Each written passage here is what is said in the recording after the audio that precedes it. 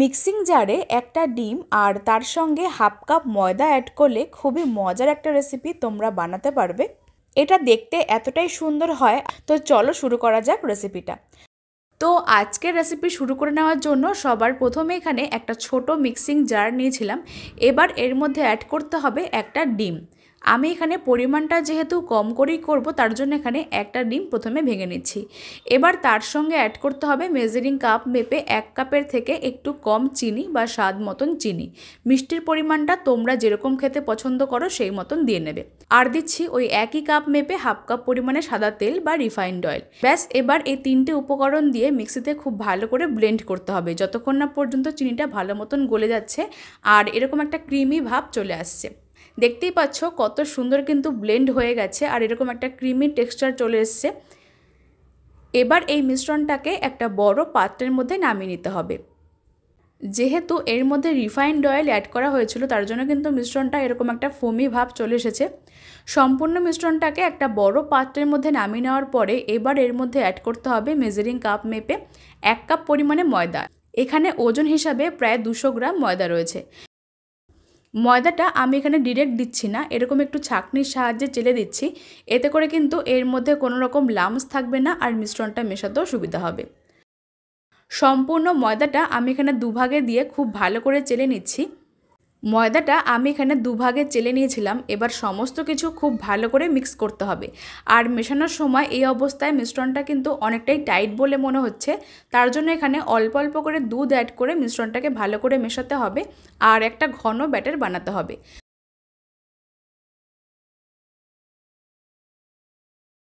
দুধের পরিমাণটা এখানে কতটা পরিমাণে লাগবে সেটা কিন্তু বলা সম্ভব না, কারণ তোমরা যেরকম পরিমাণে সমস্ত কিছু নিয়ে নেবে তার উপরেই কিন্তু দুধের পরিমাণটা ডিপেন্ড করবে। মেজারিং কাপ মেপে 1 কাপ নর্মাল টেম্পারেচারে দুধ নিয়েছিলাম আর দুধটা অল্প অল্প করে অ্যাড করছি, তারপরে ভালো করে মিশিয়ে নিতে হবে। আজকের রেসিপি তৈরি করতে করতে আমাকে কমেন্টে জানিয়ে ফেলো যে রেসিপিটা তোমরা কে কোন জায়গা থেকে দেখছো, তাহলে আমি তোমাদের প্রত্যেকের কমেন্টে ধন্যবাদ জানাতে পারবো। আর আজকের রেসিপিটা যদি ফেসবুক পেজ থেকে দেখছো তাহলে ফুডিমিতা 02 পেজটিকে ফলো করে দিও। এখানেও আমি এরকম রেসিপি সহ আরও অনেক রকম রেসিপি শেয়ার করে থাকি। তোমাদের যদি রেসিপিগুলো ভালো লেগে থাকে তাহলে অবশ্যই আমার পেজটিকে ফলো করে দিও। তো দেখতেই পাচ্ছ এখানে অল্প অল্প করে দুধটাকে দিতে হবে, তারপরে ভালো করে মিশিয়ে কন্টিনিউ ফেটাতে হবে। তা না হলে কিন্তু রেসিপিটা পারফেক্ট হবে না আর খেতেও অতটা ভালো হবে না। তার জন্য এখানে প্রায় 10 থেকে 15 মিনিট সময় নিয়ে খুব ভালো করে কিছুক্ষণ ফেটিয়ে নিতে হবে। আর মাঝখানে এর মধ্যে অ্যাড করে দিচ্ছি একটা কমলালেবুর রস। এতে করে একটা সুন্দর ফ্লেভারও আসবে আর রেসিপিটা কিন্তু খেতেও ভীষণ টেস্টি হবে।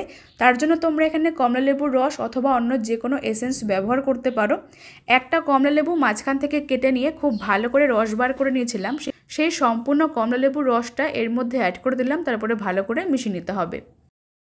আর বন্ধুরা, আজকের এই কেকের রেসিপিটা তৈরি করে নেওয়ার জন্য আমি এখানে যে সমস্ত জিনিসগুলো ব্যবহার করেছিলাম সেগুলো যদি তোমরা খুব কম দামে কিনতে চাও তাহলে আমার ভিডিও চলাকালীন বাঁদিকে তোমরা একটা অপশন দেখতে পাবে, সেখানে ভিউ প্রোডাক্টসে আমি সমস্ত প্রোডাক্টের লিঙ্কগুলো নিচে ট্যাগ করে দিয়েছিলাম। তোমরা যাও সেখান থেকে ঝটপট কিনে নাও আর সমস্ত কিছুই তোমরা পেয়ে যাবে খুবই কম দামে।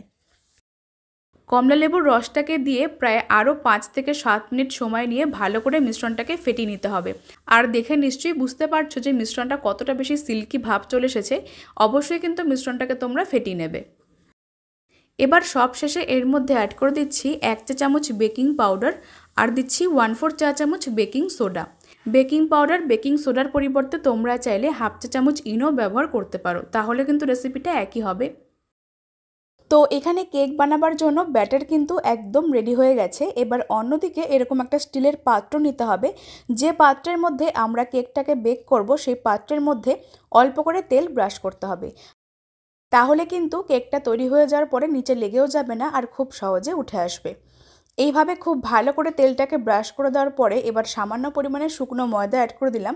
এবার ময়দাটাকে বাটির চারদিকে খুব ভালো করে কোট করব।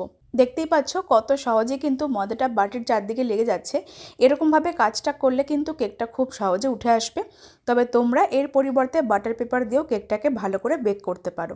ময়দাটাকে ভালো করে ঘুরিয়ে ঘুরিয়ে কোট করে যে এক্সট্রা ময়দাটা থাকবে সেটা আমরা ফেলে দিয়েছিলাম। এবার এই পাত্রের মধ্যে কেকের ব্যাটারটা খুব সাবধানে ঢেলে দিচ্ছি।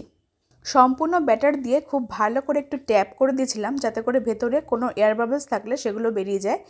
এবার কেকটাকে বেক করে নেওয়ার জন্য গ্যাসের ওপর একটা কড়াই বসিয়ে ঢাকা চাপা দিয়ে 5 মিনিট হাই ফ্লেমে প্রিহিট করে নিয়েছিলাম।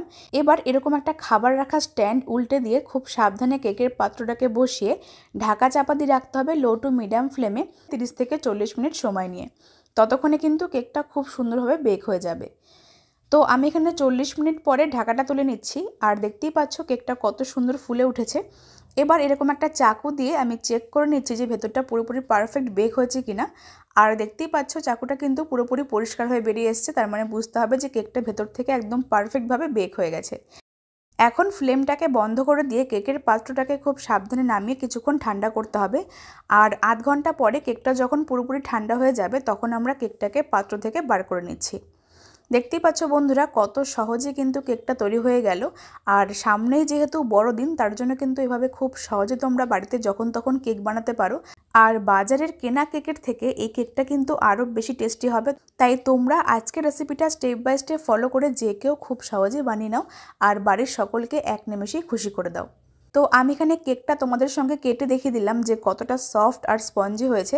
খেতে কিন্তু ভীষণ টেস্টি হয়েছিল। তোমরা অবশ্যই বাড়িতে বানিয়ে খেয়ে দেখো আর আমাকে কমেন্টে জানাতে ভুলো না খেয়ে তোমাদের কেমন লাগলো। রেসিপিটা ভালো লেগে থাকলে লাইক, কমেন্ট আর শেয়ার করতে ভুলো না। ফেসবুক পেজ থেকে দেখলে ফুডি মিতাস 02 পেজটিকে ফলো করে দিও।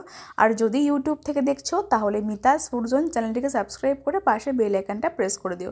তো চলো বন্ধুরা, আজকের মতন এখানেই বিদায় নিচ্ছি। তোমরা সবাই খুব ভালো থেকো, সুস্থ থেকো। ধন্যবাদ।